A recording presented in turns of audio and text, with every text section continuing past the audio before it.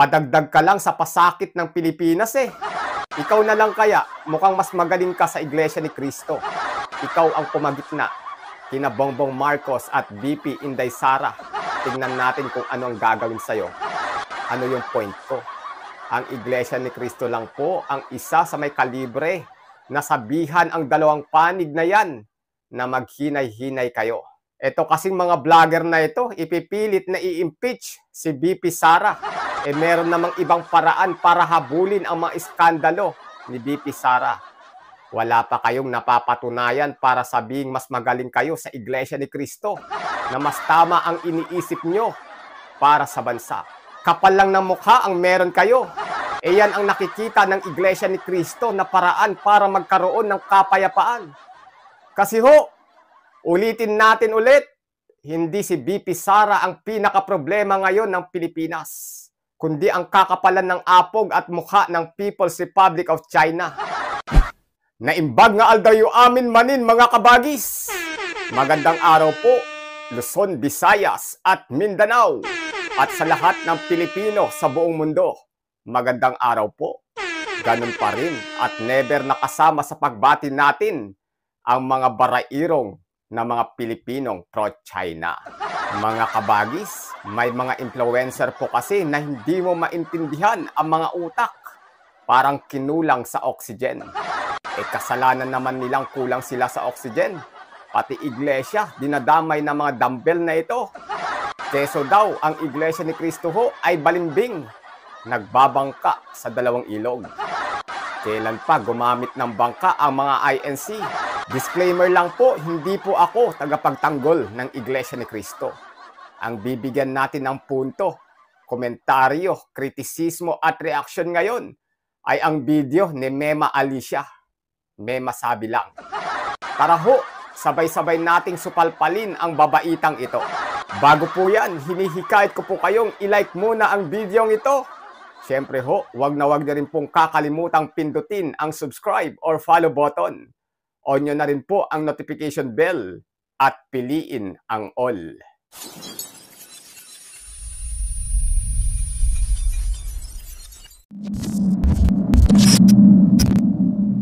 So, hello guys! What's up? It's me again, si Alicia nyo, at nagbabalik ulit para sa ating panibagong video. So, eto na nga, mga minamahal, nagkagulantangan ang mga DDS ngayon sa inilabas na memo, sa inilabas po na panibagong pahayag statement ng Iglesia ni Cristo. Wow! Ikaw lang ata ang nagulat, Mema, kasama ng mga DDEBs. Sa facial expression mo, kala mo naman totoong nakakagulat ang balitang yan. Ang OA. As in, yung iba pa nga mga minamahal ay parang nagtampo ng slide. Sino nagtampo? Si Harry Roque? Si Kibuloy o si Duterte? Ayusin mo, papasupalpal ulit kita kay Congressman Marcoleta. Kala mo nakalimutan na namin yung ginawa mong issue sa billboard na magkasama si Kibuloy at si Marcoleta. Pahiya ka tuloy kay Marcoleta. Banat pamor na hindi nagre-research. As in, yung iba pa nga mga minamahal ay parang nagtampo ng slide. Kasi ang expected ng mga DDS sa rally sa January 13 ay para daw po kay Sara Duterte. Expected na mga DDEBs at ng mga kamoteng pro-admin vloggers na katulad mo na para kay Inday Sara ang gagawing peace rally ng Iglesia ni Cristo. Ang linaw po simula ng inanunsyo ng Iglesia ni Cristo na ang rally ay para sa kapayapaan at hindi para kanino mang poon ng mga panatiko.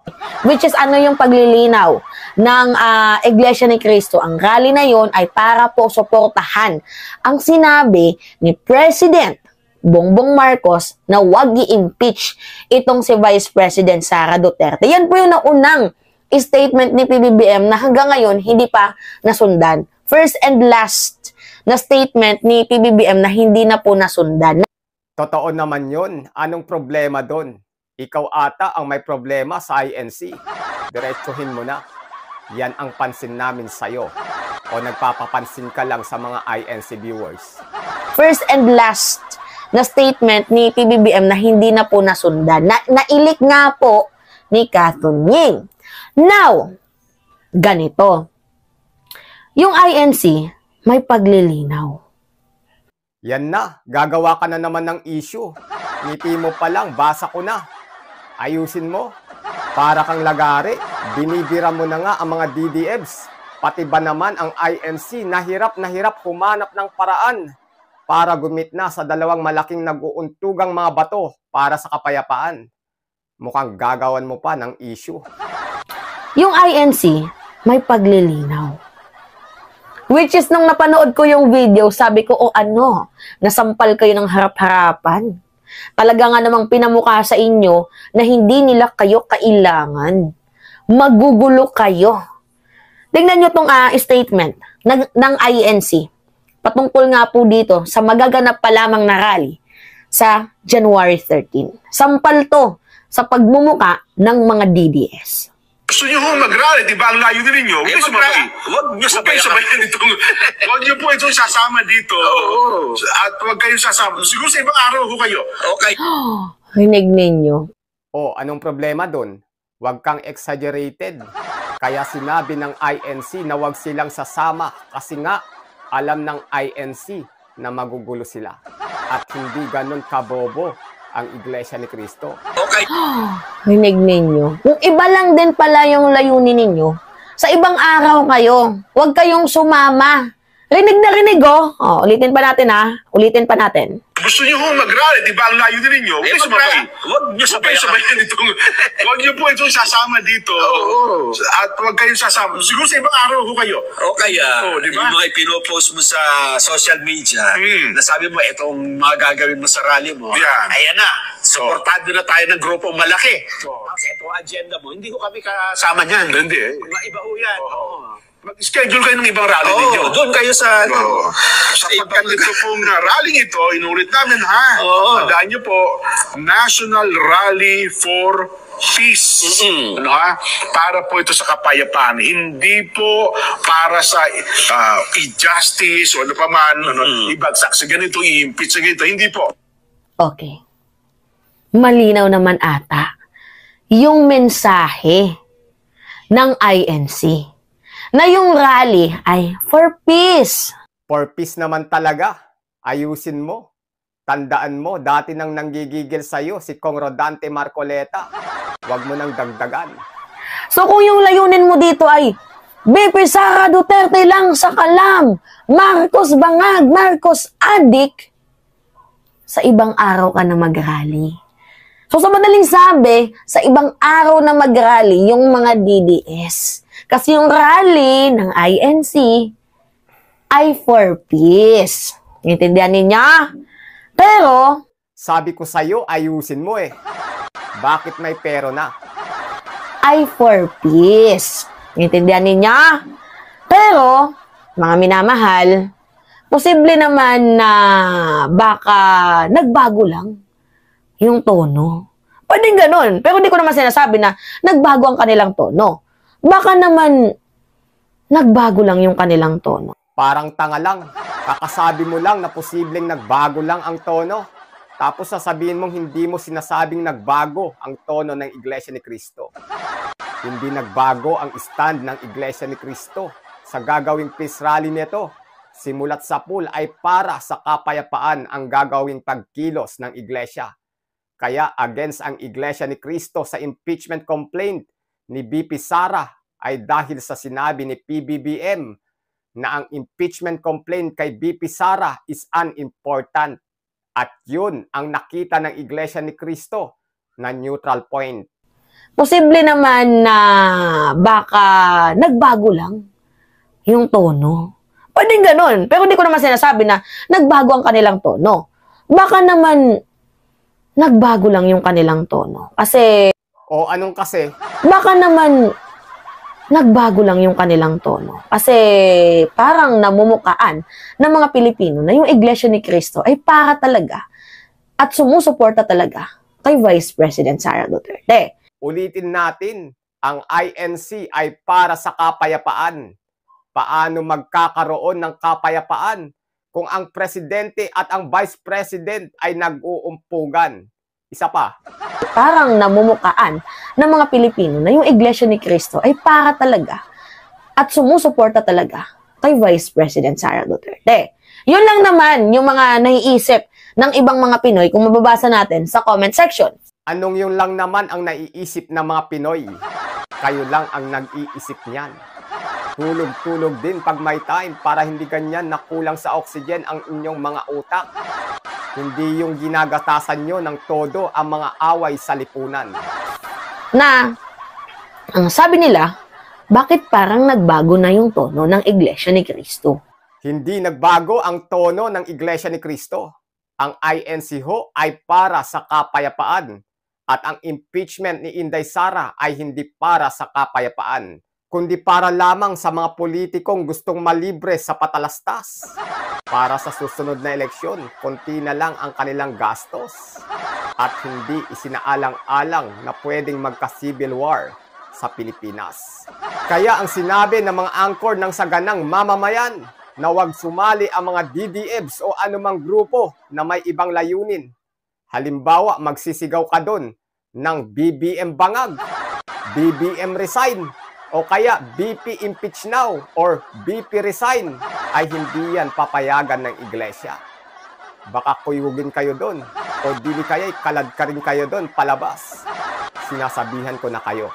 Yun ang katunayan na walang pinapanigan ang Iglesia ni Cristo, kundi gusto lamang niyang pumagitna sa dalawang kampo upang mabawasan ang tensyon at maisip ang para sa kapayapaan at kapakanan ng mamamayan. Padagdag ka lang sa pasakit ng Pilipinas eh. Ikaw na lang kaya, mukhang mas magaling ka sa Iglesia ni Cristo. Ikaw ang pumagitna kina Bongbong Marcos at VP Inday Sara. Tingnan natin kung ano ang gagawin sa'yo. Ano yung point ko? Ang Iglesia ni Cristo lang po ang isa sa may kalibre na sabihan ang dalawang panig na yan na maghinay-hinay kayo. Ito kasing mga vlogger na ito, ipipilit na i-impeach si VP Sara. Meron namang ibang paraan para habulin ang mga iskandalo ni VP Sara. Wala pa kayong napapatunayan para sabing mas magaling kayo sa Iglesia ni Cristo, na mas tama ang iniisip nyo para sa bansa. Kapal lang ng mukha ang meron kayo. Yan ang nakikita ng Iglesia ni Cristo na paraan para magkaroon ng kapayapaan. Kasi ho, ulitin natin ulit, hindi si VP Sara ang pinaka-problema ngayon ng Pilipinas, kundi ang kakapalan ng apog at mukha ng People's Republic of China. Kailangan muna nating magkaisa ngayon. Kasi ho, yung namamayagpag na nating ekonomiya, maaring bumagsak ulit pag nagkagulo tayo. Check nyo na lang sa report ng IMF at World Bank ang reference mga DDEBs. Alam ko naman na information spoon feeding kayo. Baka hanapan nyo na naman ako ng reference. Hindi yan ang topic natin. Ang bansang China ang tuluyang makikinabang sa ating hitik na natural resources pag nagkataon. Kaya cool ka lang, masyado kang nadadala sa issue ng politika. Kasi ano ba yung sabi sa balita noon? Pakita ko yung nandito sa balita ha. News 5 to, mga minamahal. GMA News pala. Yan o. Ano yung nakalagay dyan? Ang sabi dyan, mga minamahal, INC to hold rally to oppose impeachment move versus VP Sara Duterte. So sa madaling sabi, ayaw daw ng Iglesia ni Cristo na ma-impeach itong si Sara Duterte kaya sinusuportahan nila. Parang ganon. Which is, para sa akin, parang iba yung tono eh. Bahala ka sa buhay mo, hindi ka nakakaintindi. Kanina pa ako nagpapaliwanag, di mo pa rin gets. Kasi pwede naman sabihin na magrarally sila para suportahan yung sinabi ni President Bongbong Marcos. Hindi para magrally sila para suportahan si Vice President Sara Duterte na huwag ma-impeach. Ibang usapin yun. Yun na nga, di ba? Ang gusto mo kasi na gawin ng iglesia ay huwag kontrahin ng INC ang impeachment complaint ni Duterte. Yun na nga yung neutral point. Ang mapayapang pagkilos ng INC against impeachment ni VP Sara ay para na ring nagrally para suportahan ang sinabi ni PBBM na ang impeachment ni VP Sara is unimportant. Anong pinagsasabi mong ibang usapin yun? Diba? Nagigets din nyo. Pero malinaw naman po, ngayon sa mensahe, revise message. Walang revise doon. ng Iglesia ni Cristo na ang rally na yon ay for peace. Nagigets ninyo mga minamahal, for peace. So paano na yung mga DDS? Ang dami mong problema. So paano na yung mga DDS? Anong gusto mong mangyari? Problemahin din ng INC ang mga DDEBs. Di ba? Paano na po yung mga DDS na baka mamaya may mga banner dyan, mga naka-green. Di ba? So, paano na sila? Walang makakapasok na ganyan sa peace rally ng INC. Salang-salayan. Ibahin mo ang galaw ng iglesia. Hindi yan katulad ng KOJC. Yung mga DDS na baka mamaya may mga banner dyan, mga naka-green. Di ba? So, paano na sila? Kasi expected nila na yung rally na yun ay pro-Sara rally. Kasalanan na nila yun. Ang sabi ng iglesia ay rally for peace, hindi pro-Sara rally. Ang hina talaga neto. Bakit kaya dumami subscriber neto? Pero paano yan? May paglilinaw ang INC. Na kung yung gagawing rally lang naman ninyo ay para pabagsakin si ganito ganyan, huwag na kayong sumama, sa iba na lang. Ang linaw, di ba, ng statement ng Iglesia ni Cristo patungkol sa rally na gaganapin sa January 13. Lagari nga tong vlogger na to. Pwede sa itim, pwede sa puti. Uy, by the way, malapit na. Anong petsa na ngayon? 8 na. 9, 10, 11, 12, 13. 5 araw na lang, mga minamahal. So, 5 days before, may inilabas na silang statement na meron na silang paglilinaw. Ba't ngayon lang nagbago yung tono? Ay, ako, nagtatanong lang ako. Bakit ngayon lang binigyan ng linaw? Ang kulit mo. Samantalang noon, wala tayong naririnig na ganyang clarification. Bakit ngayon lang? Something fishy. Fishy your face.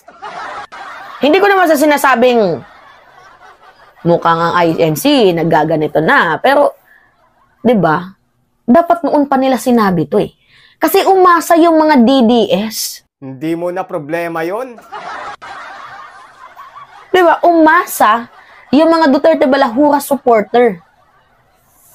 Ngayong rally na yan ay for pro-Sara rally. Eh ngayon, may clarification. Hindi ako sa natutuwa na napahiya yung mga DDS, pero ako'y nagtataka na bakit ngayon lang. Na dapat sana matagal na nilang ginawa. Since nung nag-announce na may gagawing rally ang Iglesia ni Cristo. So bakit ngayon lang? Mga minamahal, again, I'm not making an intrigue. Hindi ka gumagawa ng intriga, pero nagtatanim ka lang ng hindi tama. Napapaniwalaan naman ng mga uto-uto. I'm just asking a question kung bakit ngayon lang. Diba?